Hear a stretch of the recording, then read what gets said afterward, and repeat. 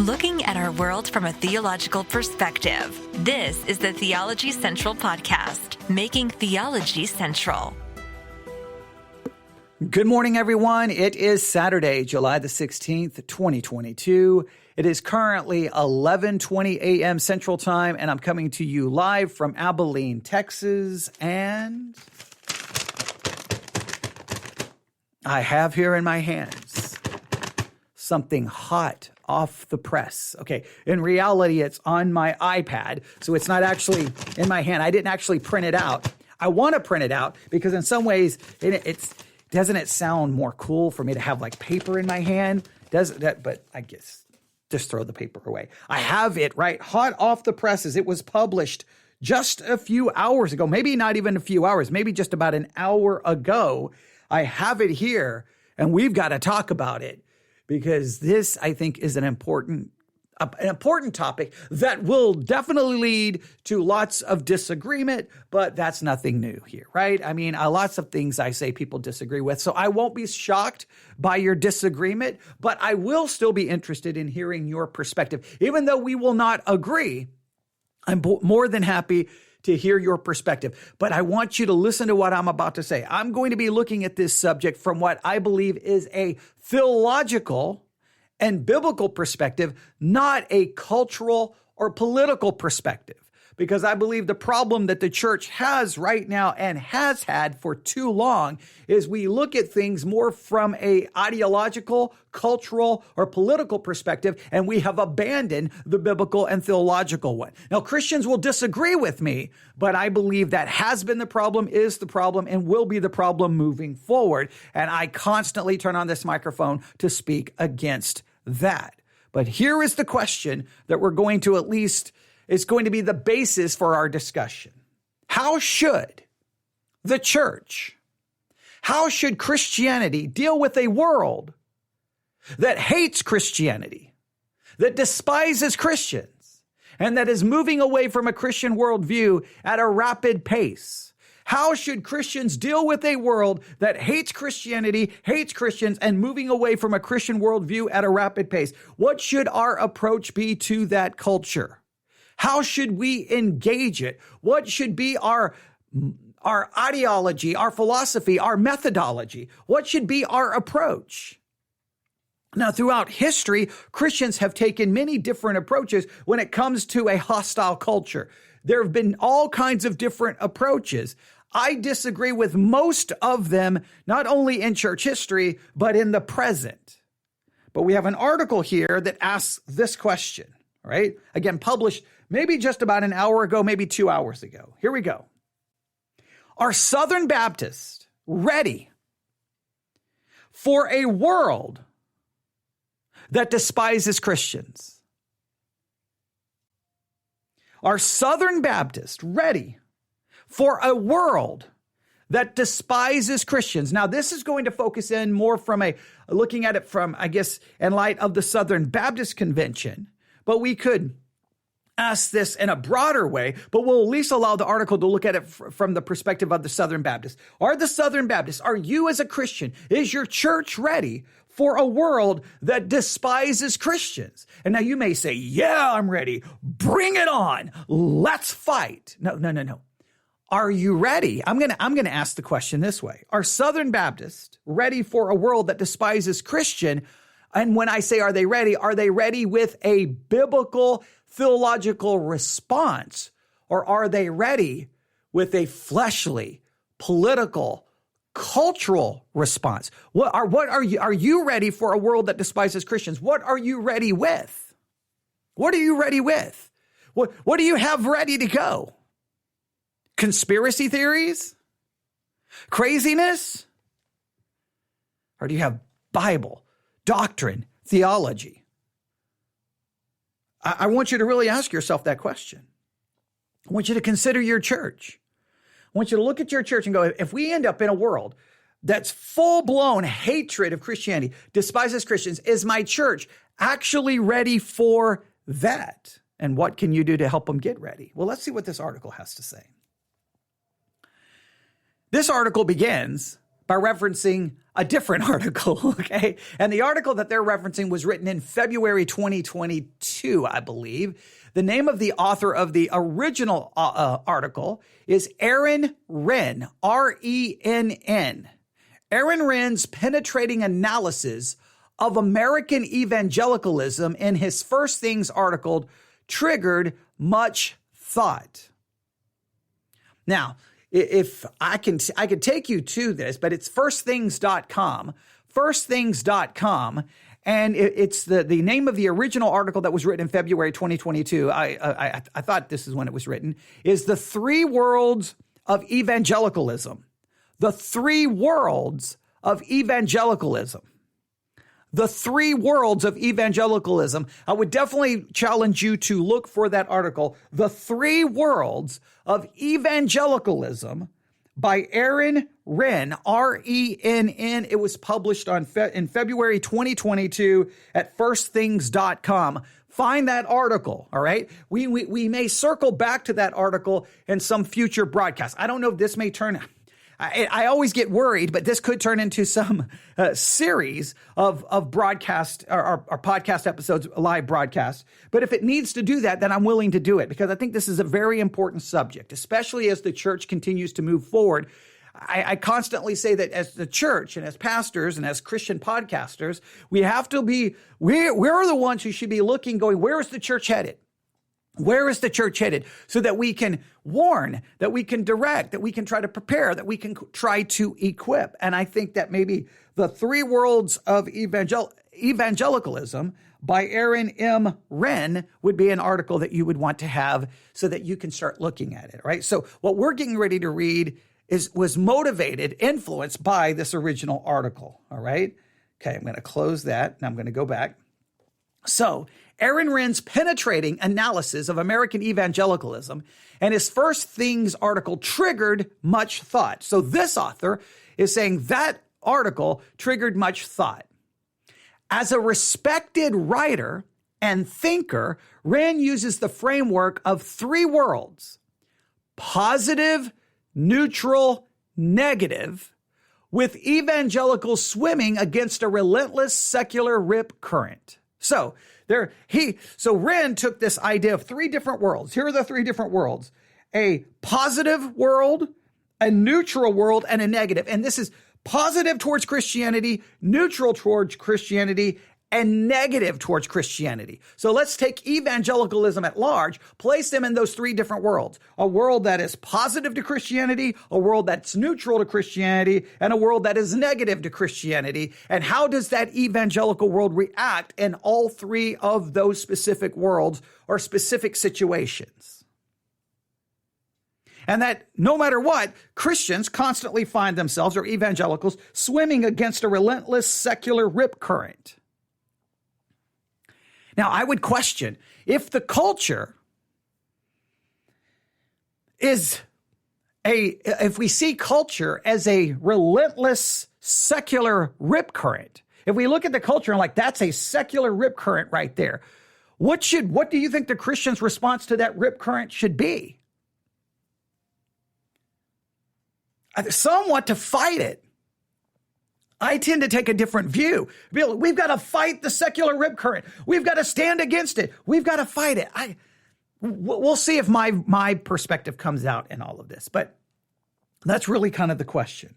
So the article continues. This article that I'm reading, published just recently, states this: evangelicals are not only losing standing in the public arena while struggling against an increasingly hostile culture, Renn says. Today, there is a culture war within evangelicalism itself. So according to Renn, here's what's happening. Christians are losing their standing in the public arena. We're losing it. We're being silenced. We're being marginalized. Nobody wants to hear the Christian perspective. They're just basically saying, shut up. All right?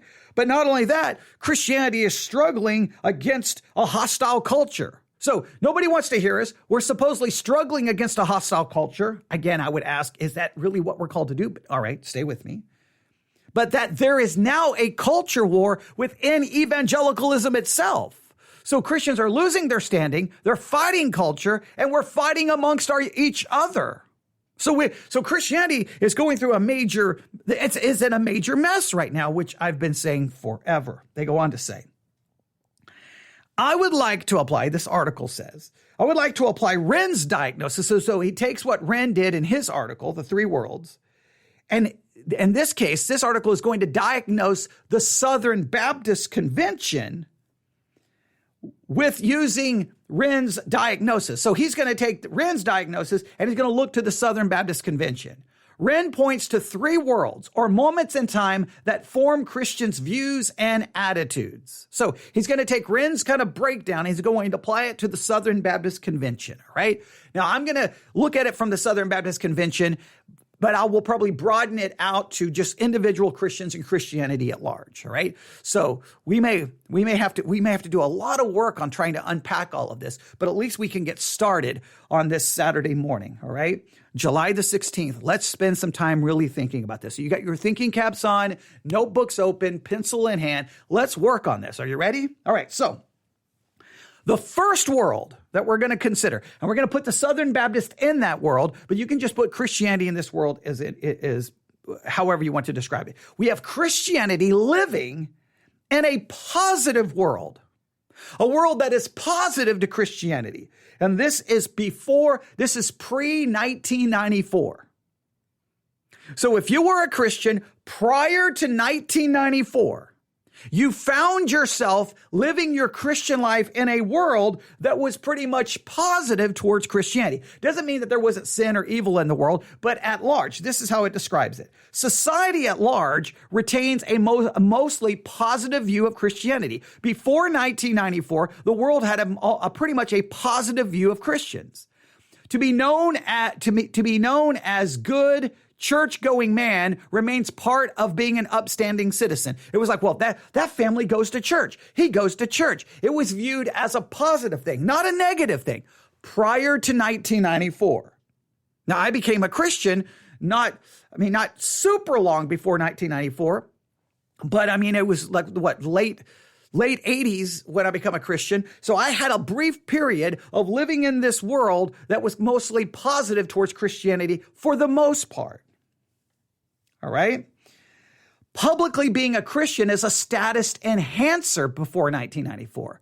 Christian moral norms are the basic moral norms of society, and violating them can bring negative consequences. So before 1994, basically a lot of people would at least agree with the Christian view on morality to a large degree. That doesn't mean everyone, but at large, right? This is just giving a basic idea, and that they would agree that violating those moral norms would bring negative consequences. Wren states that evangelicals created two main strategies in relating to the secular world in this positive era. So when you have before 1994, Christians, Southern Baptists specifically, but Christians developed two strategies. All right, we're living in a world that's for the most part positive to Christianity, right? So what can we do? How are we going to fight that part of the culture that is negative to Christianity? How are we going to fight against that culture that is hostile or ungodly or secular? What are we going to deal with it? Because it's a kind of a positive period. There's still the ungodliness, but how are we going to stand against it? Well, the first strategy was the culture war strategy. The culture war strategy. And this is where I believe the church horribly went wrong. This is where I believe the church went wrong. And I know my perspective is in the minority, but I believe the minute the church looked around and said, look at the culture, look at the parts of the culture that's against Christianity. Let's fight it. Let's engage in a culture war. I believe that's where the church completely goes wrong, right?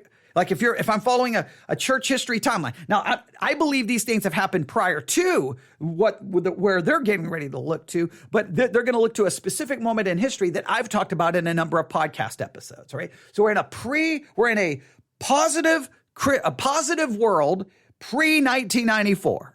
Christians look around and they see parts of culture that are ungodly, that are secular, and they're like, what are we going to do? And they decide we're going to fight the culture. And this is what they point to.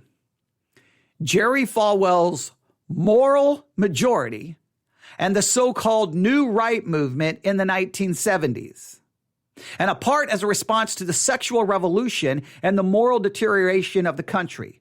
This movement aligned with the Republican Party as Ronald Reagan became president in 1981. The Christian Coalition and other smaller cultural warrior groups chose the GOP as their political home. Now, please note, that's very important. We're going to fight the culture war. And guess how they wanted to fight the culture war? Politics. They decided to fight the culture war politically, finding a political ally, trying to vote the right political people in party, trying to vote the right political party into power so that they could fight that culture war through political means, through legislative attempts, through passing bills. So we were going to fight, listen, the culture war, not biblically, not theologically, not with the Great Commission, not with the gospel, not with prayer and fasting, not with evangelism, not with loving your enemy. No. We were going to fight the culture war by the use of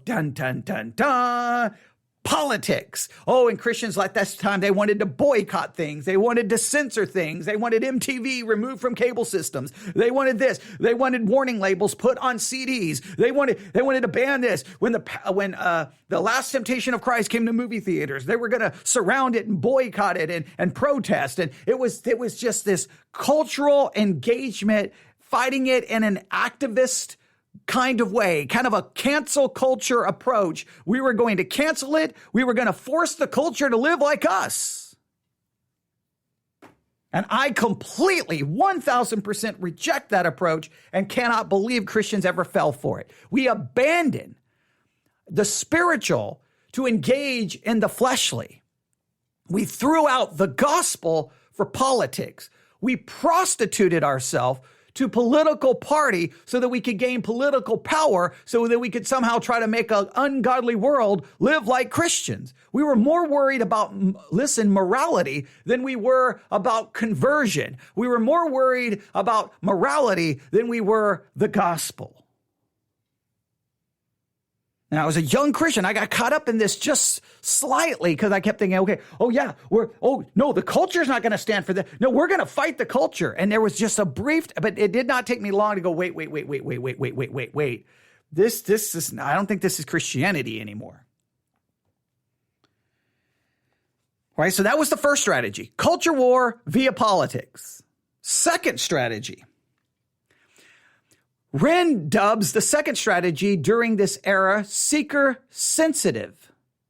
So then the second approach was, okay, we're not going to fight the culture war. We're going to create seeker sensitive churches so that we will make Christianity seem more appealing to the culture that doesn't like Christianity. We'll be seeker sensitive because we'll view these people as actually they're seekers, whether they know it or not. And then we'll make the church very friendly to them. So we'll go knock on the door and go, what do you not like about church? Okay, well, guess what? What kind of music do you like? We'll give you the kind of music. We'll give you the kind of seats. We'll give you the kind of entertainment. We'll give you whatever you want.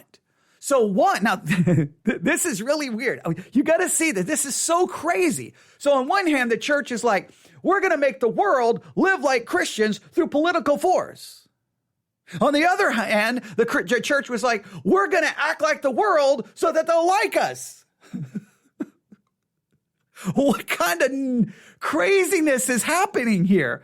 We're going to make the world live like us. We're going to try to be like the world so they will like us. Do you see how utterly ridiculous both approaches are from a biblical and theological perspective? We needed to live as Christians and then just simply preach and teach and present the gospel wherever we had the chance, and then try to fight the quote unquote culture through prayer, fasting, love, and the gospel. We needed to keep our hands clean from politics, and we needed to keep our hands clean from trying to be like the world so that they would like us. Seeker-sensitive new congregations like Bill Hybels' Willow Creek Church and Rick Warren's Saddleback Church grew to megachurch status and launched church planting movements focused on reaching the unchurched and irreligious. So that's what happened. That was the positive.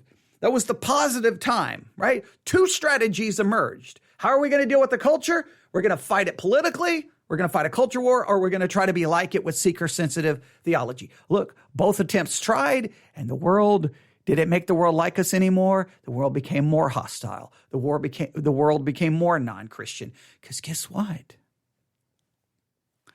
Now this is a shock. What the world needs is not a church that tries to make them like them. What the world needs is not a church trying to make them live like a Christian. What the world needs is Christ. What the world needs is the gospel. And now that's shocking. And I'm not trying to be condescending, but I just don't understand how the church could get something so horribly wrong. Now, what was the SBC doing during this time period, pre-1994? The SBC saw its high water mark year for baptisms in 1972, a best ever. 445,725 persons made professions of faith and were baptized. More recent baptismal numbers are disheartening. All right, and so they show the massive decrease, that they've decreased, especially 2018, 2019, 2020 was massive. Basically, in 72, you had almost 500,000 people, and in 2020, you had about a little over 100,000 people. So you go from basically almost 500,000 to 100,000. Now, it's still a lot of years, but massive decrease. America was still experiencing a spiritual awakening during the Jesus movement in the 60s and 70s. In 71, Pastor John Bisagno led First Baptist Houston in a citywide evangelistic campaign with over 4,000 professions of faith. The church baptized over 1,000 new believers, becoming the first SBC congregation to baptize more than 1,000 people in a year. Many SBC congregations taught evangelism courses and had an outreach night each week. The SBC Home Mission Board was well-oiled mission machine, with leaders knowing that the Southern Baptist cooperative spirit thrived on trust. The Home Mission Board leaders respected the historical autonomy of the local church, the local Baptist Association, the state convention, and national entities. The board didn't use its control of funds to demand leverage over churches. Strategizing to help Southern Baptists become the most ethnically diverse American denomination, HMB leaders worked with the Christian Life Commission, now the Ethics and Religious Liberty Commission, to adopt a resolution that apologized, lamented, and repudiated historic acts of evil such as slavery, from which we continue to reap a bitter harvest. The resolution continued, "We apologize to all African Americans for condoning and or perpetuating individual and systemic racism in our lifetime, and we genuinely repent of our racism, which we have been guilty of, whether consciously or unconsciously." The resolution was adopted in 1995, the 150th anniversary of the SBC. All right. So 1995, that happens 1 year after what you would call the positive world era. So it still kind of came from that. Abortion arose to the battlefront during this era. Sadly, the Christian Life Commission leaders had a pro-choice stance in the 70s. That began to change with conservative culture warriors pushing a pro-life stand with the 1984 resolution in a Kansas City's annual meeting, sealing SBC's firm stance on abortion by calling it a national sin, and saving the mother's physical life is the only exemption. The SBC conservative resurgence was already 5 years old at this point, but society continued to change and the environment for Southern Baptists with it. Soon they entered a new era, as Wren described it. So the SBC at that point there was lots of professions of faith. There was a lot of evangelism going on, clearly in the 70s, maybe going into the 80s. Then there was a concern about the sin of racism, and they repented of that. That's a good thing. But then you can kind of see a change start happening when now abortion becomes to the center, to the focal point. By no means am I saying abortion is great. Of course, abortion is murder and has to be preached against. But it's so subtle, right? Hey, we're going to focus on the gospel. Slowly but surely, we're going to focus on something like abortion. Now, again, I think the only solution ultimately to abortion is the gospel. You got to change hearts. You don't change hearts, you can pass all the laws you want. People are still going to find a way to get an abortion, right? Okay? And especially with the current Supreme Court ruling, sending it back to the states, other states are going to be like, yeah, come here. There's already a discussion about basically having like an abortion ship outside on the coast of certain parts of the country where you just go there, get on the boat goes out into ship goes out into international waters, and then there's no law restricting abortion, and they can do the abortion, come back to the shore, and then pick up more patients. I don't know exactly how it's going to work, but there's already a call for that to happen. So it's still going to occur unless you change hearts. That's why the church should never abandon the gospel for these cultural issues. I'm not saying we don't preach against them. I'm not saying that we don't call people to abandon that way of thinking, but you can fight against some of these. And even though your fight may be right, even though it may be a good thing, in some cases it can supplement it's not supplementing. It almost replaces. It becomes a substitute for. You almost substitute it as the focal point for the gospel. So that's kind of what was going on in the SBC. You can see what was happening within Christianity at large. Culture war, seeker sensitive. That's what was happening during this time where, quote unquote, Christianity was viewed positively for the most part in the world. That's pre-1994.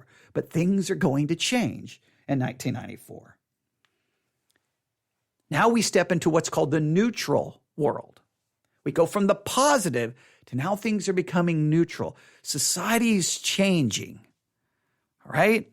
You can go kind of, I don't know if you were alive in the 90s, especially starting in 1994, 1995. Culture was changing dramatically at this point, right? Now the neutral world goes from 94 to 2014. Here's what was going on in the neutral world, okay?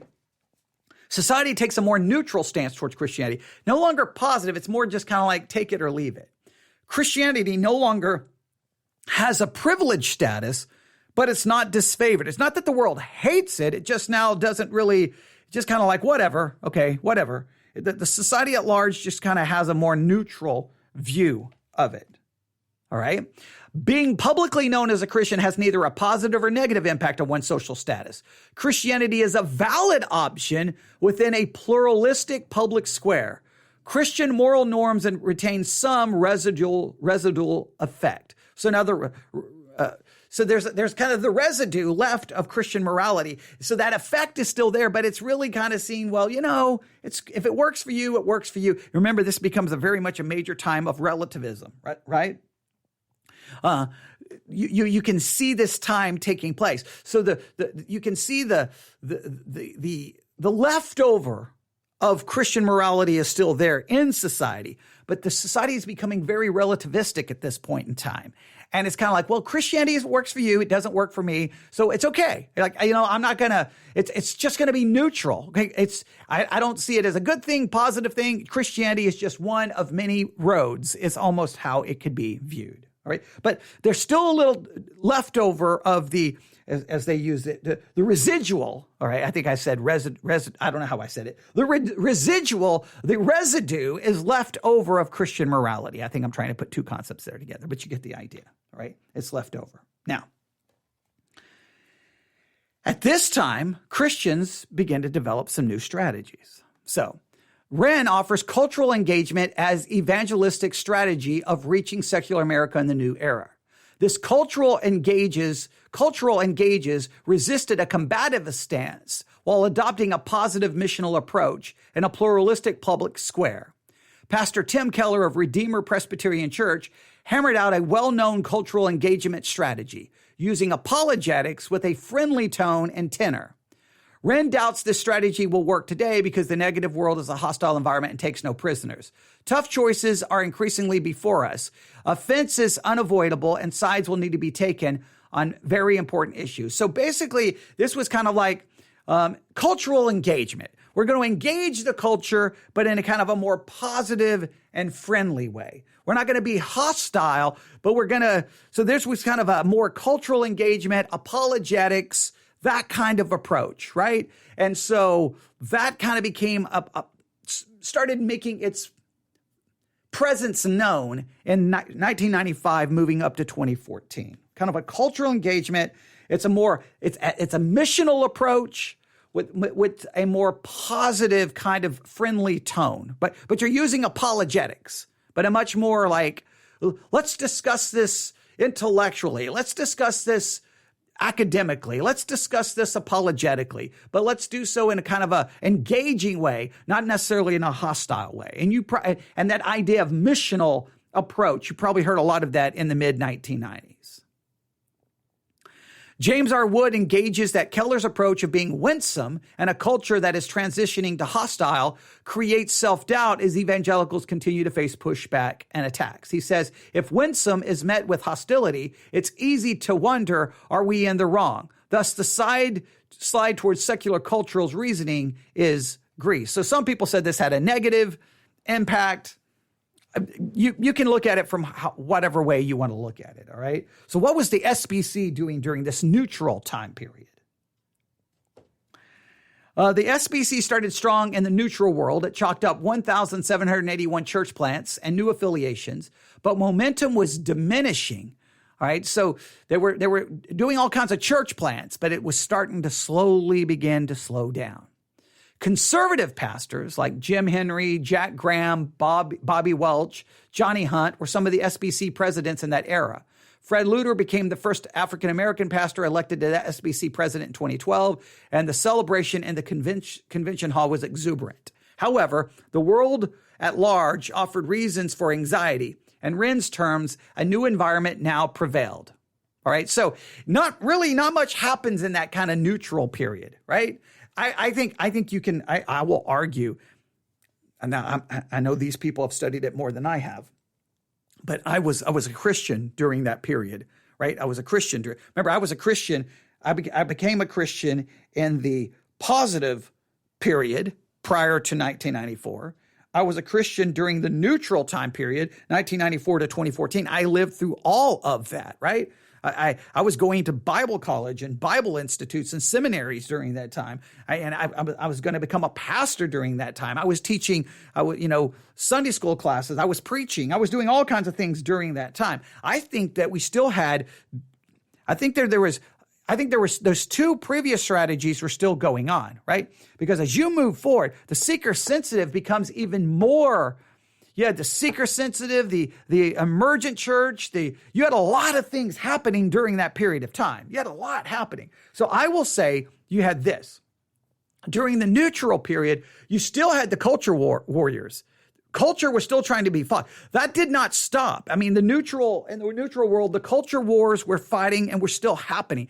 Christians were still looking to politics during that neutral time period, right? Some were turning to apologetics and a more, quotes, winsome approach, missional, positive, friendly. That was happening. But you still had the seeker sensitive, that kind of thing was growing and still continuing on. So that all was continuing during that time period. I don't know how you can just leave those other things in the positive Christian era. This was happening during the neutral era as well. You had a lot of theological things going on in the young, reformed, and restless movement, Driscoll. You had a lot of things happening between 94 and 2014. There was a lot going on in Christianity. There was a lot happening there. So I don't know how you reduce it to just a number of things, but okay. Right now, we know 2014, a massive change. I usually go around 2015, but 2014, we now enter into a different phase. Christianity finds itself now in a negative world. Now Christianity is viewed in a negative light and strongly. And I will argue that one of the reasons the world begins to, the view on us begins to change so dramatically from positive to neutral to negative, listen to me, I believe it's because of Christians' political involvement. Look, it's one thing to see Christians as, they believe in what? They believe in hell. They believe in sin. They believe in God. And they want to tell me that I'm a sinner and I need to repent and believe in their gospel. Man, I reject them. I reject that idea. I don't want to hear their message. Wait, Christians are trying to get involved in and fighting on culture war that tries to force me to live like them. They're trying to force their morality on me through political involvement. They're trying to force their morality on me by telling me what I can watch, what I can't watch, what I can listen to, what I can't listen to. Well, who do they think they are? They're going to shove their religion on me. Well, then I'm going to take a stand against them. Sooner or later, I think many of the negative feelings happen because Christians were trying to shove Christianity down everyone's throat by political and cultural involvement. That's not a hostility towards Christianity. That's not a hostility towards the cross. That's not even hostility towards the gospel. That is hostility towards Christians trying to force Christianity on them, utilizing every method under the sun other than the gospel. I think that's what led to the negativity. Here's what they say about the negative world. Society has come to have a negative view of Christianity. Being known as a Christian is negative, particularly in the elite domains of society. Christian morality is expressly repudiated as seen as a threat to the public good and the new public order. Subscribing to Christian moral views or violating the secular moral order brings negative consequences. So now the world is like, you know what? No, we don't want your morality. We don't want anything. We don't even like you. Wow. Now there's always been that hatred to some level, but I want to make sure you draw a distinction between hating Christ, hating the cross, hating the gospel, hating Christians because they feel like Christians are trying to shove Christianity down their throat by trying to dominate culture, transform culture so that they have to live as Christians. That's a very big difference. Now, Wren went on to say, he pulls no punches here. Despite ample evidence that America has now entered the negative world, no evangelical strategic approach to it has emerged.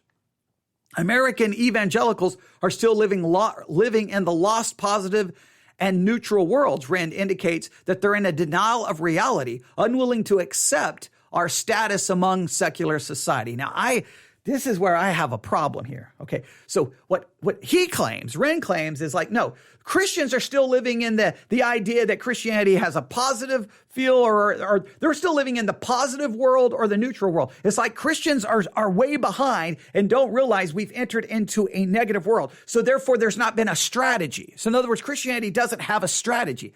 I disagree. I think as the culture moved further and further away from Christianity, as the culture, quote unquote, became more and more secular, more and more ungodly, more and more hostile, I think the church adopted a clear strategy. I think the church's strategy was 150% clearly seen, and everyone knows it. And it showed up with what? 92% of whatever it was of white evangelicals running to vote for one Donald Trump. Christians decided the way to fight it was full-blown political involvement. I think what started in the positive era burst into just absolute mainstream Christianity in the negative era. He says that they didn't develop a strategy, but he does address what happens. Because remember, the negative world starts 2014. All right? So what happens? Here we go. Wren states that Trump and wokeness are the two polarizers. For evangelicals, 80% of evangelicals voted for Donald Trump. There we go. 80%. So the evangelical world was like, this is how we're going to do it. We need Trump. We need to fight this. And they saw the negativity and wanted to fight it through fleshly means.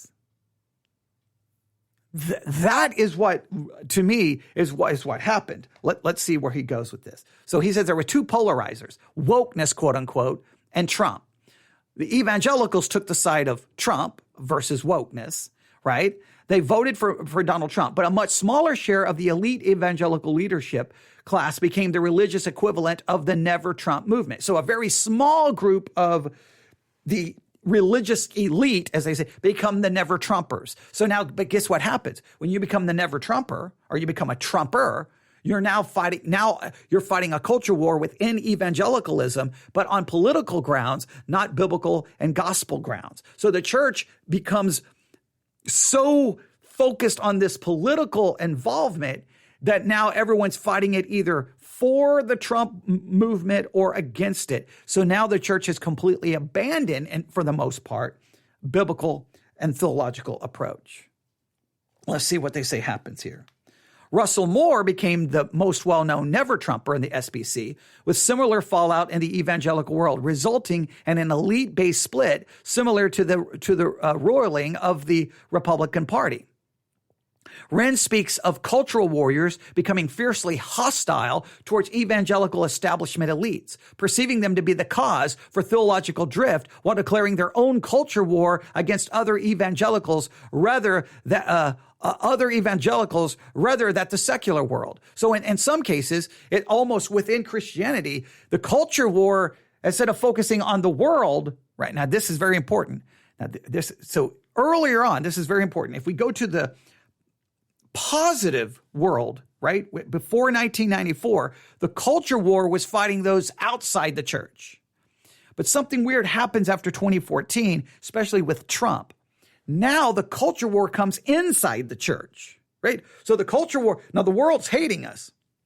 And we're like, we've got to fight the world, and the Christians turn to politics, all right? So that still goes all the way back to the positive world before 1994. But now this is all going on in 2014. But look at what happens. This is so subtle, right? So there's the world. We got to fight it. So we'll vote for Trump. But somehow, in a weird, twisted, the narrative is so twisted. Somehow what happens is now Christians start looking at each other. Oh, you didn't vote for Trump? You're woke. You're liberal. You're a socialist. You're a Marxist. You're probably not even a Christian. If you didn't vote for Trump, you're not even a Christian. So now spirituality becomes a battle cry for fighting over whether you're woke or you're with Trump. You're Republican or whether you're Democrat, whether you're conservative or whether you're liberal. And the church turns to this inward culture war. We almost stopped fighting the secular world. We're now fighting this quote unquote, you're either conservative, not even theologically, it's about more a political conservative, or you are a liberal, not theologically, but politically. So this happens within the church. This all happens after 2014.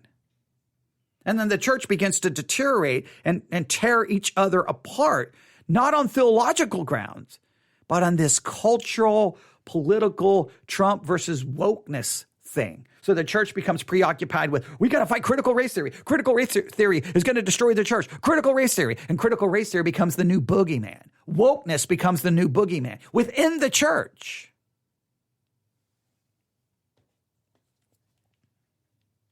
Wren thinks that the culture warriors may survive while those who look to accommodate the culture will wane in the negative world. Culture warriors may become smaller in number while pushed back from public and cultural influence, but their historical tenacity, finding the right future leaders and acquiring new skills and sensibilities will help them grapple with future challenges until brighter days and bigger platforms come. All right. I don't know where it's going, but I just think it's going to become, what I feel is the church is going to become more political and more focused on culture wars. Really, what kind of started going all the way back to when we were in a positive world, those strategies, other than say I think the seeker-sensitive strategy is kind of given away to some level, but the culture war has only grown, exploded once we get into the negative world. And then we started fighting the culture politically, but then we started fighting ourselves and identifying ourselves using cultural and political ideology instead of theological. We weren't fighting theological battles. If you think about it, in the negative world, right, which was the neutral world, which was from 94 to 2014. Think about what was happening in the church from 94 to 2014. During that neutral period, the church was fighting theological wars, right? You had the fight over Arminianism and Calvinism. You had the whole, there was all this, the resurgence of Reformed theology, people discovering the Puritans. You had these theological battles over fighting against the seeker-sensitive movement and that thing. And then next thing you know, the emergent church, you had major church movements happening. The church was in a theological upheaval, but it was still theological. The church was still fighting theological battles. And by the time you get to 2014, it's like everyone's like, I'm tired of the theological battles. I'm just sick of it. I don't even care anymore, right? I'm tired of, wait, what is the world doing? Oh, we got to fight the world. We got to fight the world. We'll turn to politics. And the next thing you know, instead of fighting each other over theological battles, no, you're woke. You're liberal. Oh, you believe in that critical race theory. Oh, you're a misogynist. No, you're part of the patriarchy. No, you. And it's everyone's just started fighting each other along those lines. That's the bizarre thing that happened. All right, now I'm going to go back down here to now the end of this. All right.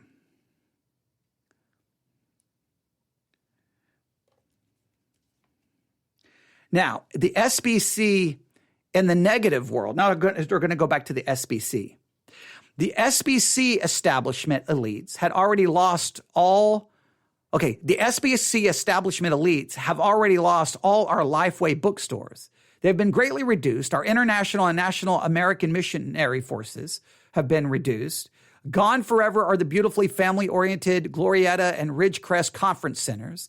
They have reduced a once thriving cooperative spirit among many state conventions and associations and non-Southern states while putting off all our remaining eggs in the church planting basket with far less focus on training existing SBC congregations and communicating the gospel to secular people and the ways that they can hear, understand, and respond to Jesus. The total cooperative program giving through the SBC churches in 2008 was $548.2 million. The 2008 total has never been reached again, with a 16.9 decrease over the next 12 years. 2021 saw a 0.52% uptick from the previous year. Creative and positive ways are used to show greater than before CP giving, but it's not close to the 2008 number. So things started closing down. Things started reducing in size, less money. I would say less numbers. There's been attendance issues. Things are definitely changing in the culture. More and more people are tired of, and you know why? I think one of the reasons many people are tired of the church, it's become so politically hijacked. It says, now embroiled in a convention-wide sex abuse scandal and crisis with the possibility of becoming unsurable as a convention due to the executive committee's vote to waive attorney-client privilege puts our historical method of funding missions in peril. However, with the Supreme Court overturning the 50-year-old Roe v. Wade decision, Southern Baptist culture warriors caught a glorious gust of wind in their sails. Thousands are realizing that if we had followed the leadership of condescending establishment elites, the Supreme Court now would be packed with Hillary's progressive picks and Roe would still be in place. It's astonishing to observe those who cannot seem to celebrate this victory. Wren closes on a positive note after saying, evangelicalism is in a flux, and its future as a coherent movement is in doubt. He believes we can and will adapt to changing times and again thrive in the negative world. Now, so let's summarize, because that's a lot of information here. We have a Christianity in the positive world. That's everything pre-1994, where the world, for the most part, has a positive view of Christianity and Christian morality. Okay? The church adopted two strategies: culture war, fight, moral majority, gospel coalition, and we turned to politics and the Republican Party. Right? That's the origin of, I think, all the problems moving forward in the church. But okay, it starts pre-1994, while the world, for the most part, has a positive view of us, all right? And because they have a positive view of Christians and Christian morality, that's going to help us gain some political power and political clout, all right? At the same time, another strategy, so in that case, is the church decided we're going to make the world live like Christians through political force.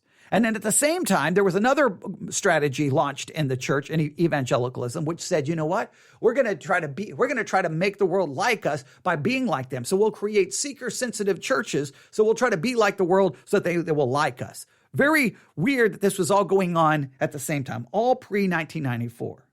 The world changes starting in 1994 to 2014. This is the neutral world. The world now kind of just like relativism becomes dominant. it's like take it or leave it. Christianity is okay. It's your way, not my way. Just, it's okay. The church was still maintaining those cultural warriors and the seeker sensitive, but it's weird between 1994 and 2014, you have a massive amount of theological debates and battles and different church methods and different church movements and theological movements. A lot of major theological fighting was happening between 94 and 2014, just lots of theological battles. It was crazy, the theological battles that were raging at that time. All right.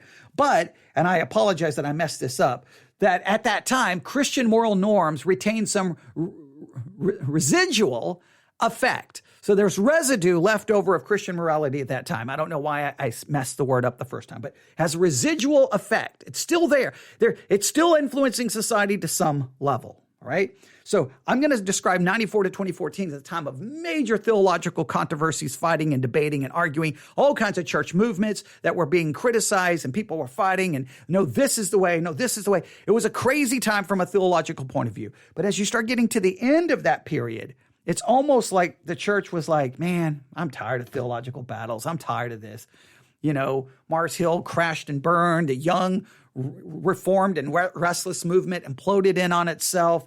I'm just tired of all of it. And then we started looking around going, the world just went from neutral to very negative towards us. The culture is shifting. The culture is changing. The culture is not just now neutral to our morality. It hates it. No, the culture has decided, oh, you wanted to cancel us? You wanted to force us to live like Christians? We're going to cancel you. We'll try to force you to live like non-Christians. And remember, it was Christians the ones started. I've always said Christians perfected cancel culture. So now the culture turns against us. So then Christians were like, well, we're going to fight back. And how are we going to fight back? We'll go right back to politics. So it was Trump. And most evangelicals voted that way. There was some smaller number of Christians saying, nope, no, never Trump. And so now church, instead of fighting theological battles, the church started fighting against itself. You were either labeled woke, progressive, liberal, or you were labeled as right, conservative, pro-Trump, pro that kind, make America great again kind of concept. So in other words, the church was no longer fighting theological battles. It was fighting political battles, and we were labeling each other as political opponents and fighting that. And that continues to this day. Now, what's happened is somewhere in this moving forward, in this negative world, which goes from 2014 to the present, we're still in the negative world right now. There's no strategy in exactly what to do other than to continue to fight politically. There's not been a resurgence of theology. There's not been a resurgence of Bible, anything. Church attendance is dropping. Bible engagement is dropping. Bible study, almost non-existent. I mean, we've got a major problem going on here, but the church is still so preoccupied. And with the Roe v. Wade decision, I think many Christians are even more now committed to the political way. They're now more committed to voting, more committed to getting Trump reelected, more voting, more committed to the political solution. In the meantime, the gospel has been thrown out. Theology has been thrown out. And the church is becoming more a cultural movement than a gospel movement. Where we're headed, I think we're going to become more political, more divided. The church is going to become more hated because it's going to be seen as a political entity instead of a gospel preaching entity. More people are going to get tired of the political influence of the church and going to leave the church. And the church is going to be in a very weakened state. Doesn't mean Christianity is going to go away, but I think we're in very big trouble. There, I'll have to stop there. And it just makes me mad that after all of that information that we went through and all breaking down all of those time periods, and after looking at all of that, all I'm going to remember when this is over is that I mispronounced the word residual. Okay, I don't know why I mispronounced it, but I did. But I apologize. But I corrected it. I caught it, right? I was trying to put residual and residue together in some real new word. Residual, I don't know what I was saying. All right, but I can't worry about that now. I hope this sparks a good conversation. Now, the original, I kept quoting Wren. I'm quoting Aaron Wren from an article. The original article is from firstthings.com, The Three Worlds of Evangelicalism, where he breaks everything into those three worlds, the positive world, the neutral world, and the negative world. Okay. Now, the article that so that's what is being referenced, but I was referencing it from an article that was just posted today called Are Southern Baptists Ready for a World That Despises Christians? Are Southern Baptists Ready for a World That Despises Christians? You can find that at thechristianpost.com. Are Southern Baptists ready for a world that despises Christians? There's a lot there. You can tell me if you agree with those time periods. Do you agree with my assessment of those time periods? Whatever you want to say, I'd be more than happy to listen. newsif@yahoo.com, newsif@yahoo.com, newsif@yahoo.com. All right. We'll be back today. All right. I've got a lot to do. I got to get ready for tomorrow. And so, man, there's a lot to talk about today. We'll just see if hopefully it sparks some good conversation. But email me, newsif@yahoo.com. All right, thanks for listening. Everyone have a great day. God bless.